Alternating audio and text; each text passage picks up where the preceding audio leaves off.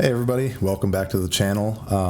Today I want to do a review of Down in the Weeds, Where the World Once Was by Bright Eyes. Now this is the first full album listening experience that I've had with the band, although I have enjoyed what I've heard from the band otherwise, just a few songs here and there.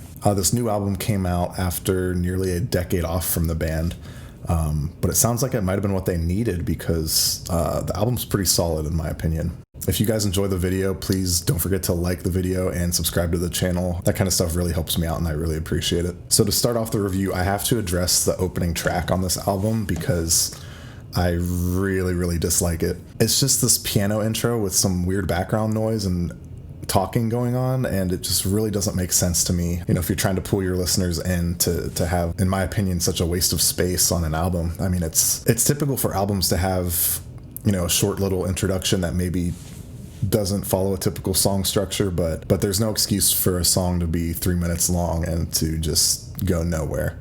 The next song, Dance and Sing, is probably what should have opened up the album. It's a very grand and emotional song. I really enjoyed the major to minor modulations that are included within the song, and that ends up becoming a theme on the album that I really enjoy. There's also a couple bass lines here that I thought were particularly cool, and there were also some pretty cool string arrangements on this one.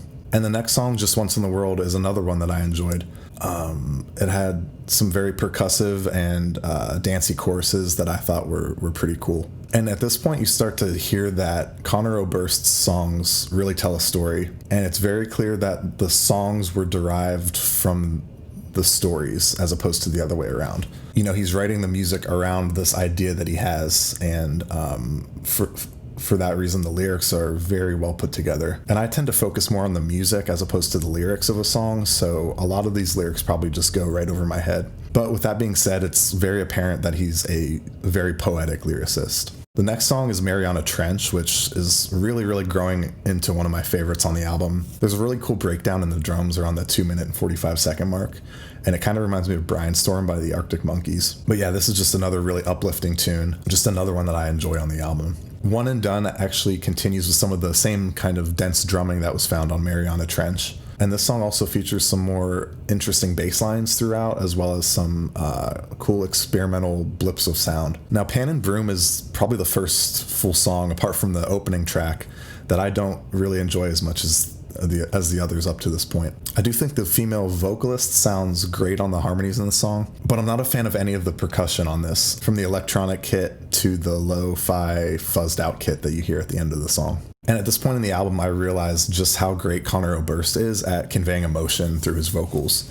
He has this very unique and shaky voice at times, which maybe to a professional singer, he's not the best vocalist, but the emotion that he conveys is just fantastic. And in my opinion, that's the most important part of being a vocalist, is to convey emotion. Stairwell Song is one that has a nice build in the chorus, and it's another one that features some cool major to minor modulation within the music. My only complaint on this one is that the ending horn section felt like it could have evolved into something more, but this song kind of just drops off, and it was a little bit disappointing there. The next song feels a little bit like a filler track. It's Persona Non Grata. I enjoyed the bagpipes on it. I thought that was kind of cool and unique, but nothing else on it really stood out to me, and it just kind of felt like it didn't belong in the album. Now, Tilt-A-Whirl, the next song, is only about 2 minutes long, but it really packs an emotional punch into that short amount of time. And Hot Car in the Sun is another short one that just is really stunning in such a short amount of time. The intro has some really beautiful modulated piano with Conor's vocals, and I actually got chills at one point in the song when Conor sings, "It's okay cause I love you, it's okay cause I want to love you." It's just a really tender and emotional moment on the album, and I could actually feel the chills going up my spine when I heard that. So there on the album were 2 short songs that just really packed an emotional punch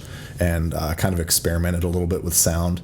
And usually it's not the shorter songs that ends up successful, but in this case, these shorter songs really were a highlight on the album for me. The next song is Forced Convalescence, which I didn't really care for too much. I did enjoy the song at about the 2-minute mark when it kind of crescendos a bit, but then after that it just goes right back to the same feel, and I just didn't really care for it. And also the modulated vocals in the song at the end of each movement just sounded bad in my opinion. And like a few of these songs, Forced Convalescence was one that I just didn't find anything too interesting about. Now I love the next song, To Death's Heart. I really enjoyed the simplicity and rawness in Conor's vocal performance. as well as the beautiful female vocals that are accompanying Connor's voice throughout the song. The guitar break at the halfway point in the song is just awesome, and it also resurfaces at the end of the song. And at that halfway point, there's a change in the beat in the drumming, which is exactly the change of pace that the song needs at that point. I do wish that the second guitar break lasted a little bit longer, and I think that it could have grown into something even more epic, but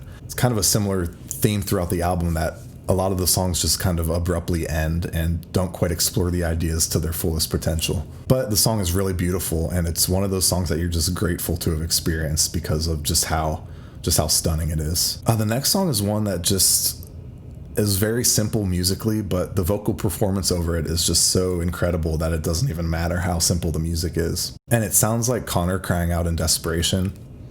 And because of how emotional it is, it's one of my favorite songs on the album. Comet Song is one that feels like it should have been in the middle of the album as opposed to the song that ends the album. Although I do enjoy the orchestral arrangement on this, I think that the previous song should have been the closer. And overall, I just think there were some missed opportunities on this album. I feel like some of the musical ideas just weren't quite explored as much as they should have been. And there's the terrible introduction, which, that first song is just really rough for me. And when I listen to the album, I'll probably almost always be skipping that one. And then some of the songs just bring out so much emotion as you're listening to them, and they really just propel the album forward. And it's unfortunate that there are those few songs and few moments in the songs that just don't really do it for me. And I think what works a lot of the time is some of the experimentation in sounds on the album. And I really wish that the band would have explored these sounds a little bit more, because I don't think there's enough experimentation on the album. And as a result, there's too many stretches in the album that just kind of lull and feel a little bit dull to me. But I think it's a good album, and it's one that makes me want to listen to more of Bright Eyes. So